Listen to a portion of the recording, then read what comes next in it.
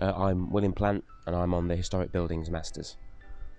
The internship was with the North York Moors National Park, and I did it in June, July of this year, 2022. It was full-time and it was in person. The aim was basically to produce a conservation management plan for a particular heritage railway on the North Yorkshire Moors National Park, which they want to put this conservation area on in order to afford it extra protection, and also make sort of fundraising and that kind of thing easier. So it was basically, the intern role was to go out and survey various parts of this heritage railway, look at buildings and structures and various other bits of heritage in the surrounding area, to sort of define where the railway interest lay and where it ended, so that a line could be drawn as to where this conservation area could sit. The output essentially was the conservation area appraisal, or certainly the first version of it that I and my fellow intern created. So it was sort of a document just going over what we'd found, where we wanted to put this line, and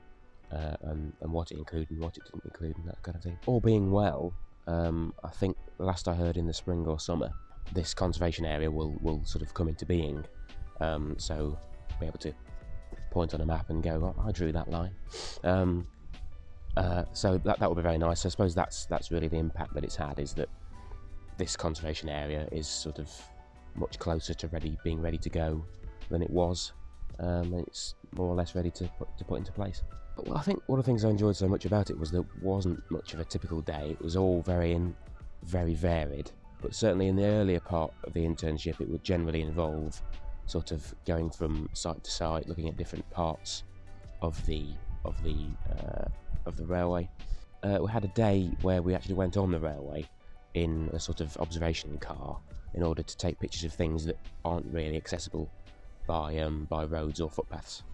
So that was very good fun, because you can't normally sort of get access to that kind of thing.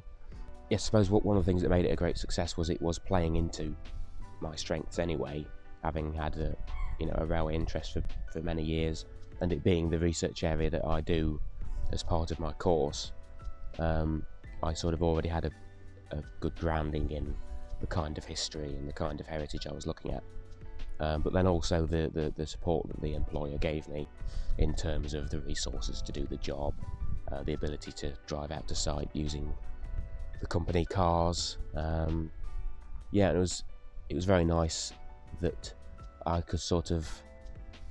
set the pace quite a bit myself, as long as obviously it got done in the end, and sort of decide where I needed to go and what I needed to look at myself. Obviously there were things that they wanted covering, but largely I was able to sort of guide it myself, which was very, very, very nice. In terms of my own personal development, it's